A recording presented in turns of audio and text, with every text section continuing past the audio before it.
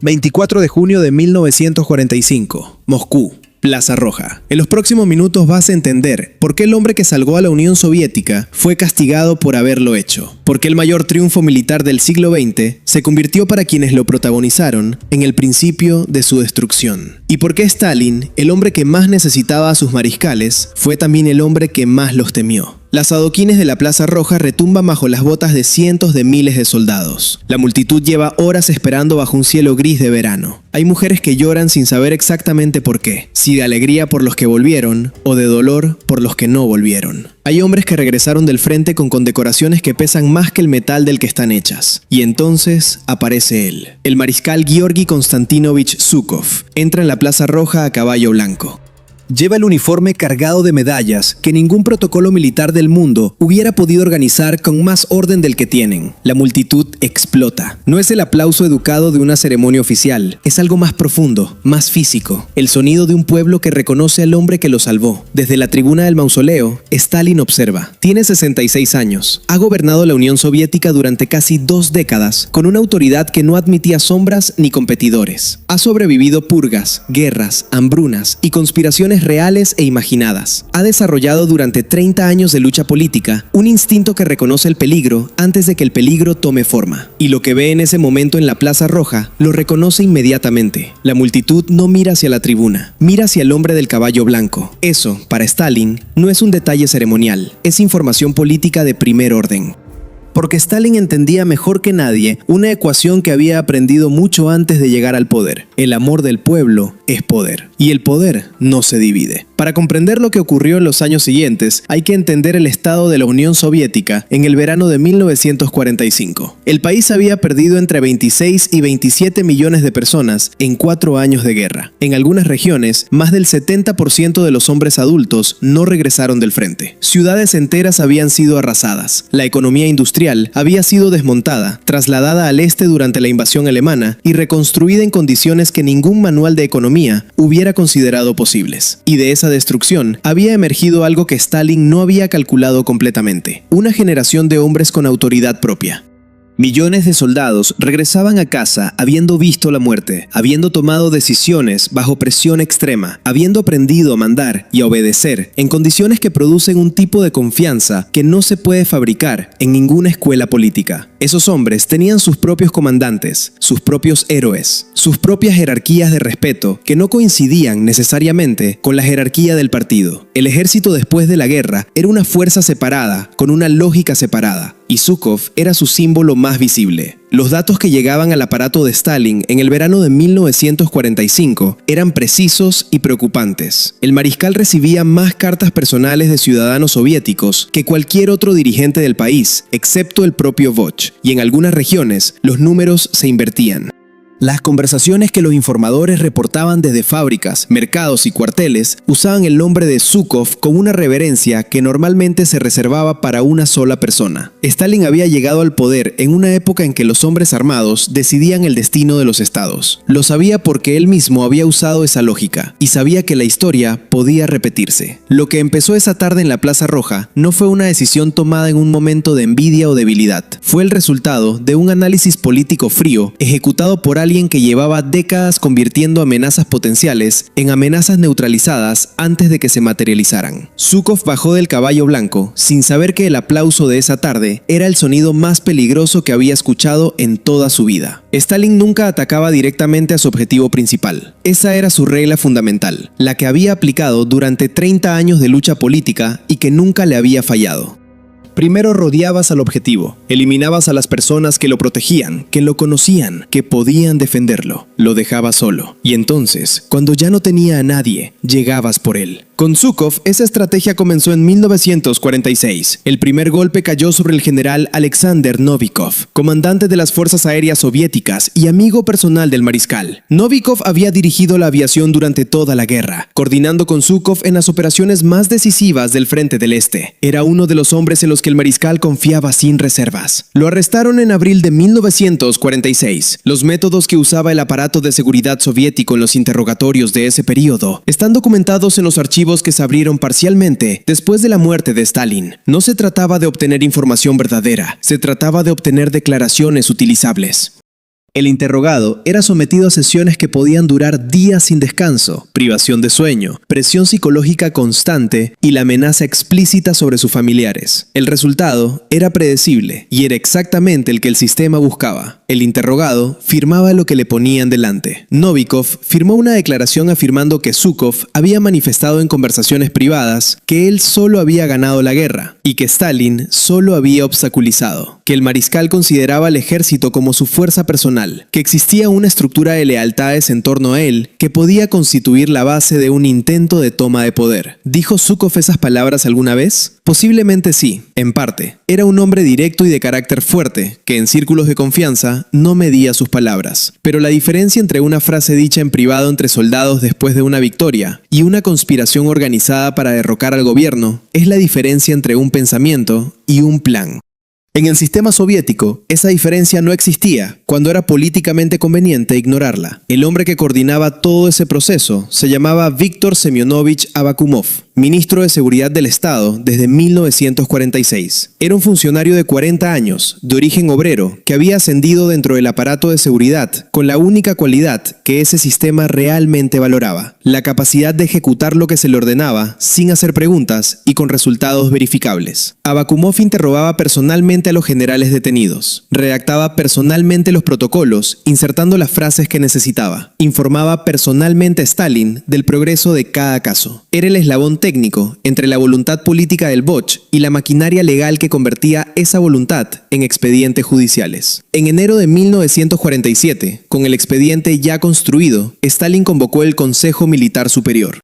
Era una reunión de los más altos mandos del ejército soviético, presidida por el propio Boch. Zhukov fue llamado a presentarse. Lo que ocurrió en esa sala es uno de los episodios más reveladores de cómo funcionaba el poder soviético en esa época. Contra Zhukov declararon varios de sus antiguos subordinados, hombres que habían servido bajo sus órdenes durante la guerra y que ahora, bajo presión directa o por cálculo propio de supervivencia, pronunciaban las palabras que el sistema necesitaba escuchar. El más impactante de todos fue el mariscal Iván Konev. Konev era el otro gran comandante de la guerra. Había dirigido el primer frente ucraniano en la operación final sobre Berlín, compitiendo y coordinando con Zhukov en la carrera hacia la capital alemana. Los dos hombres habían compartido la gloria de la victoria con la intensidad que produce haber tomado juntos las decisiones más importantes de sus vidas. En esa sala, Konev pronunció un discurso acusatorio contra Zhukov.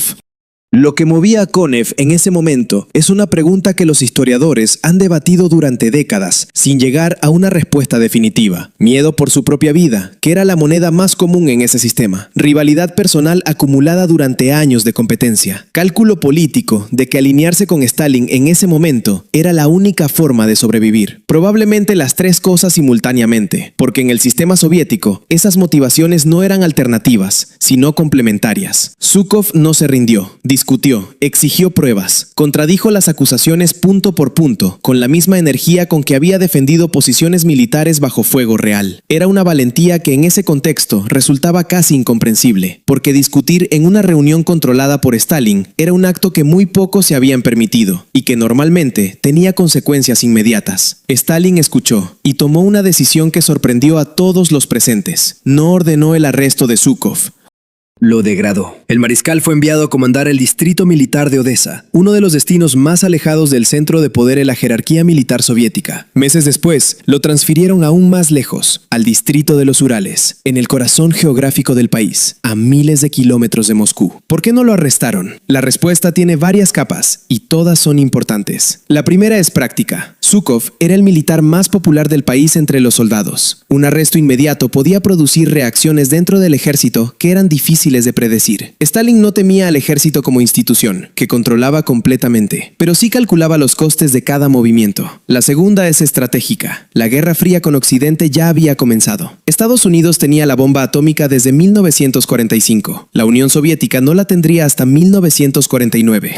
En ese intervalo, la posibilidad de un conflicto armado real no era descartable, y en ese escenario, Zhukov era el comandante más capaz del ejército soviético. Eliminarlo completamente era eliminar una herramienta que podía necesitarse. La tercera es psicológica, y es la más reveladora del carácter de Stalin como operador político. Un mártir muerto puede convertirse en símbolo. Un hombre vivo, degradado, enviado a comandar un distrito de segunda categoría en los Urales, visible para todos en su humillación, es una advertencia permanente y renovada de lo que le ocurre a quien se hace demasiado grande. Zhukov vivo en los Urales era más útil que Zhukov muerto en la memoria colectiva. Esa era la lógica, y funcionaba. Cuando el ejército soviético entró en Alemania en 1945, los soldados vieron por primera vez en su vida cómo vivía Europa occidental. No hay que romantizar ese momento ni simplificarlo. La mayoría de los soldados soviéticos procedían de aldeas rurales o ciudades industriales, donde la pobreza era la norma desde generaciones. Habían crecido bajo un sistema que les decía que el capitalismo era miseria y explotación. Y entonces cruzaron la frontera y encontraron apartamentos con agua caliente, muebles de caoba, vajillas de porcelana, relojes de pared, cuadros al óleo en las paredes y ropa de una calidad que muchos de ellos nunca habían tocado. El choque fue real y documentado en cientos de cartas privadas que los censores militares interceptaron y archivaron. Algunos soldados escribían a sus familias describiendo lo que veían con una mezcla de asombro genuino y confusión ideológica. ¿Cómo era posible que el enemigo viviera así? En ese contexto, el saqueo fue masivo y sistemático en todos los niveles del ejército. Desde el soldado raso, que metía en su mochila un reloj o una navaja, hasta los altos mandos, que organizaban el traslado de vagones enteros de bienes hacia la Unión Soviética. Oficialmente, los trofeos de guerra pertenecían al Estado. En la práctica, lo que ocurría dependía del rango y de las conexiones. Lo que Zhukov sacó de Alemania está documentado con una precisión que hace que el expediente resulte casi obsceno en su detalle. Los registros del registro, realizado en su dacha de las afueras de Moscú y en su apartamento en la capital en 1948, describen 234 piezas de mobiliario, 180 cuadros, 45 alfombras, 55 jarrones y servicios de museo, 7 cajas de cristalería, 4 cajas de cubertería de plata, 20 metros de tela de seda y brocado, y una cantidad significativa de joyas y objetos decorativos. Era una colección que hubiera llenado varias salas de un museo de tamaño mediano. ¿Era esto ilegal? Formalmente, sí. La legislación soviética sobre trofeos de guerra era clara. Los bienes capturados eran propiedad del Estado. ¿Era esto excepcional entre los altos mandos del ejército soviético? No, en absoluto. El mariscal Konev, el mismo que había pronunciado el discurso acusatorio contra Zhukov en el Consejo Militar Superior, había sacado de Alemania una cantidad comparable de bienes. El general Krukov, que sería arrestado en relación con este caso, había hecho exactamente lo mismo. Decenas de generales y oficiales de alto rango habían participado en la misma práctica con el mismo grado de sistematicidad. Este es el punto central que convierte el caso de los trofeos en algo cualitativamente diferente de una investigación por corrupción. Si el problema hubiera sido la extracción ilegal de bienes alemanes, el número de arrestados hubiera sido de cientos. La mitad del alto mando soviético hubiera terminado en la cárcel. Eso no ocurrió. Lo que ocurrió fue selectivo, preciso y dirigido hacia objetivos específicos que tenían en común una sola característica: su visibilidad pública y su autoridad independiente. Zhukov fue el objetivo principal porque Zhukov era el símbolo. Krukov fue arrestado porque era su subordinado cercano, y su detención aumentaba la presión sobre el mariscal. El caso de los trofeos era jurídicamente lo suficientemente sólido como para ser presentable, políticamente flexible como para ser aplicado solo donde convenía, y suficientemente extendido entre la élite militar como para que nadie pudiera defenderse diciendo que las prácticas descritas eran inusuales. Era el instrumento perfecto, un crimen real cometido por todos, convertido en arma legal contra uno solo. Aquí entra uno de los principios más oscuros del sistema político que Stalin había construido durante décadas. En un estado donde la ley se aplica selectivamente, la culpa no la determina el acto, sino la decisión política de perseguirlo.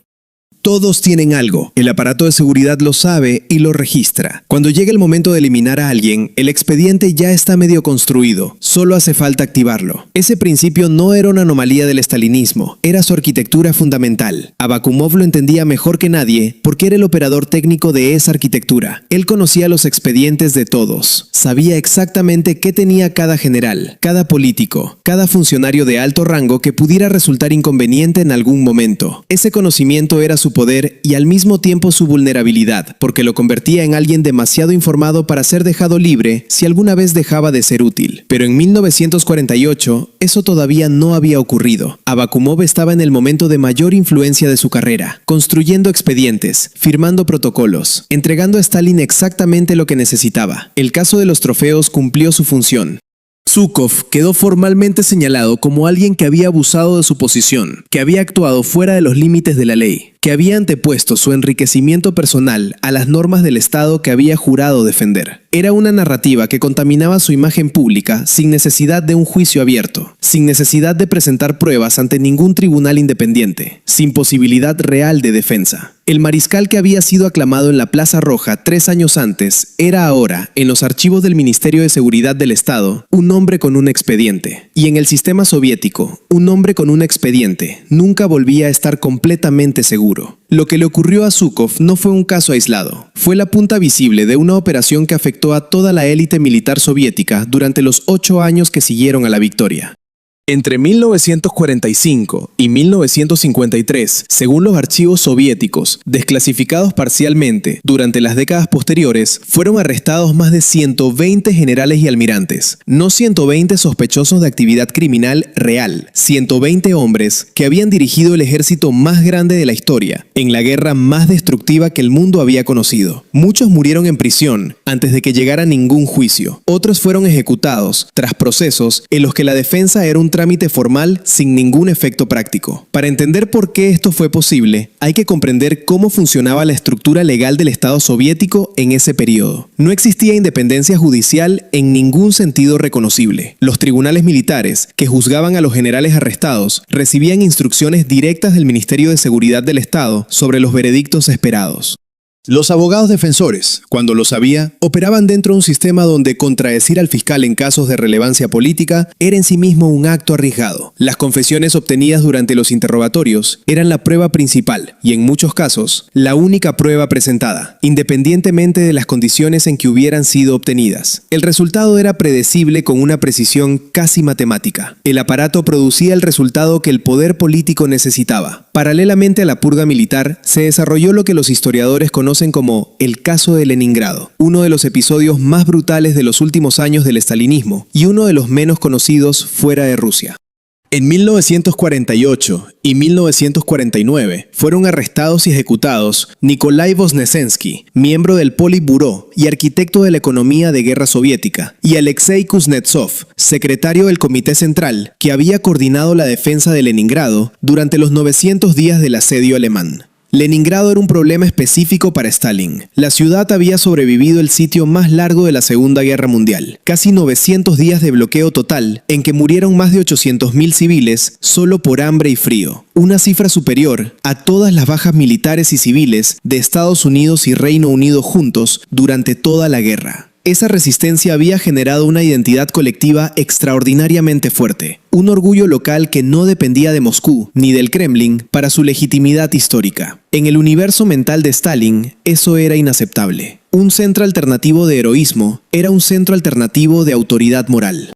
Y la autoridad moral podía convertirse en autoridad política. Voznesensky y Kuznetsov representaban ese centro. Tenían credenciales de guerra impecables, bases de apoyo reales dentro del partido y una trayectoria que los situaba como figuras con futuro político propio. Fueron eliminados con la eficiencia característica del sistema. Los cargos incluían nacionalismo ruso, sabotaje económico y conspiración antipartido. Acusaciones lo suficientemente vagas como para ser aplicadas a cualquiera, y lo suficientemente graves como para justificar la pena capital. Sus ejecuciones fueron seguidas de una purga más amplia que afectó a cientos de funcionarios vinculados a la red política de Leningrado. Mientras todo esto ocurría, Zhukov vivía en los Urales en un estado que sus contemporáneos describían de manera consistente como un exilio interior. Oficialmente era comandante del Distrito Militar de los Urales, un cargo real con responsabilidades reales. En la práctica era un hombre que había sido retirado de la historia, mientras la historia seguía ocurriendo sin él. Su nombre había desaparecido de los periódicos. Las referencias a su papel en la guerra se reducían al mínimo de los textos oficiales o se omitían directamente. En las nuevas historias de la Gran Guerra Patria que se publicaban en esos años, Zhukov aparecía como un comandante más entre otros, sin el protagonismo que la realidad histórica le asignaba. Era la tecnología soviética de la muerte política sin ejecución, borrar a alguien de la memoria pública mientras seguía respirando. Sus visitantes de ese período lo describían como un hombre transformado. El mariscal que en el frente había tomado decisiones que afectaban a millones de personas con una seguridad que intimidaba a sus propios superiores, ahora medía cada palabra, cazaba, pescaba, leía historia militar. Pero los que lo conocían notaban algo que no se podía ignorar. Tenía miedo. No por sí mismo, sino por las personas que lo rodeaban. Eso era precisamente lo que el sistema buscaba. El miedo por los seres queridos era más efectivo que el miedo por uno mismo como instrumento de control de alguien con el carácter de Zhukov. Un hombre capaz de enfrentarse a la muerte en el campo de batalla podía mantener esa misma valentía frente a su propia destrucción. Pero la amenaza sobre su familia era diferente. Era un punto de vulnerabilidad que el sistema había identificado y explotaba con precisión. La demostración más brutal de esa lógica fue el arresto de Lidia Ruslanova. Ruslanova era la cantante más popular de la Unión Soviética. Su voz había acompañado a los soldados soviéticos durante toda la guerra, transmitida por radio hasta las posiciones más avanzadas del frente. Era una figura de amor nacional genuino, no construido por la propaganda, sino acumulado durante décadas de actuaciones que conectaban con algo profundo en la identidad cultural rusa. Era también la esposa del general Krukov, subordinado cercano de Zhukov. La arrestaron por separado. Recibió 10 años de campos de trabajo. La acusación formal incluía actividad antisoviética, un cargo tan elástico en el sistema legal soviético que podía aplicarse a prácticamente cualquier cosa que el aparato necesitara que fuera un crimen. El mensaje era transparente para todos los que tenían que entenderlo. Nadie que estuviera cerca de Zhukov estaba a salvo. La protección que hubiera podido ofrecer cualquier vínculo de afecto o lealtad era exactamente el vector por el que el sistema podía alcanzarte. Rokossovski seguía otro camino paralelo. El mariscal Konstantin Rokossovski era polaco de origen, había combatido brillantemente durante toda la guerra y era la otra gran figura militar del período, junto a Zhukov y Konev. Había pasado por los campos de Stalin antes de la guerra, arrestado en 1937, durante las purgas militares de ese período, sometido a interrogatorios que le dejaron cicatrices físicas permanentes, y luego liberado cuando la invasión alemana hizo necesario usar a todos los comandantes capaces disponibles. En 1949, Stalin lo envió a Polonia como ministro de defensa del nuevo gobierno comunista polaco. Oficialmente era un gesto de solidaridad socialista, el mariscal polaco al frente del ejército polaco. En la práctica, era un traslado que sacaba a Rokossovski de Moscú, donde su popularidad y sus credenciales militares lo hacían potencialmente incómodo, y lo colocaba en Varsovia, donde su influencia estaba geográficamente contenida y políticamente aislada del centro de poder soviético. El patrón era el mismo en todos los casos: no destruir completamente, no crear mártires, no eliminar herramientas que podían necesitarse, humillar, controlar, aislar, mantener en una posición de dependencia permanente de la voluntad del Boch. Stalin entendía algo que pocos dictadores aplican con tanta consistencia. Un hombre completamente destruido no te sirve para nada. Un hombre parcialmente destruido, consciente de que su supervivencia depende de tu decisión, es mucho más valioso. Trabaja más duro, habla menos, obedece más rápido. Los mariscales que habían derrotado a Hitler estaban siendo convertidos en eso, hombres que sabían que vivían porque alguien había decidido que siguieran viviendo, y que esa decisión podía revisarse en cualquier momento. El 5 de marzo de 1953, a las 9:50 de la noche, Iosif Vissarionovich Stalin murió en su dacha de Kuntsevo, a las afueras de Moscú. Tenía 74 años. Llevaba 4 días inconsciente tras un derrame cerebral masivo. Los médicos que normalmente lo atendían habían sido arrestados meses antes como parte del llamado complot de los médicos, una acusación fabricada contra un grupo de médicos soviéticos, la mayoría de origen judío, que supuestamente conspiraban para asesinar a los dirigentes soviéticos. El resultado práctico de esa paranoia fue que cuando Stalin cayó enfermo, los hombres de su entorno tardaron horas en llamar a cualquier facultativo, porque nadie quería ser el primero en tomar una decisión que pudiera interpretarse como negligencia, o peor aún, como complicidad. Murió solo en el sentido más profundo del término, rodeado de personas que lo temían demasiado para ayudarlo. Lo que ocurrió en los meses siguientes fue una de las transformaciones más rápidas que registra la historia política del siglo XX. El sistema que durante décadas había procesado seres humanos como si fueran piezas de una maquinaria industrial, comenzó de repente a funcionar en sentido contrario. Lidia Ruslanova, la cantante cuya voz había acompañado a los soldados en el frente y que llevaba 4 años en los campos de trabajo de Siberia, fue liberada y rehabilitada. El general Krukov salió de prisión.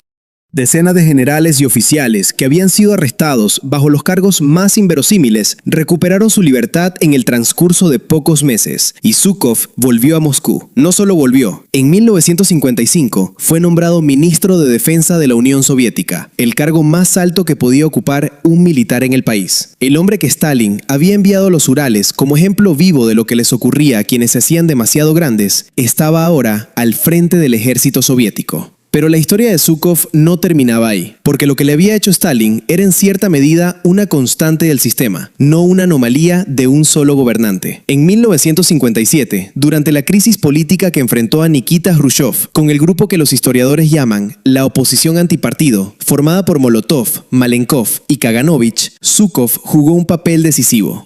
Cuando el grupo intentó destituir a Khrushchev en una votación del Presidium, el nuevo nombre del Politburó, Zhukov organizó el transporte aéreo de los miembros del Comité Central desde todo el país hasta Moscú para una votación de emergencia que salvó a Khrushchev políticamente. Fue un uso directo del poder militar en una crisis política interna, y Khrushchev lo sabía. 4 meses después, en octubre de 1957, mientras Zhukov estaba en visita oficial en Yugoslavia, Khrushchev convocó una reunión del Presidium que lo destituyó de todos sus cargos. El cargo oficial fue bonapartismo, la acusación de que Zhukov estaba convirtiendo al ejército en una fuerza política personal separada del control del partido. Era exactamente la misma acusación que Stalin había construido una década antes. Zhukov aterrizó en Moscú sin saber que ya no era ministro de Defensa. Nadie fue a esperarlo al aeropuerto. Esta repetición no era una coincidencia.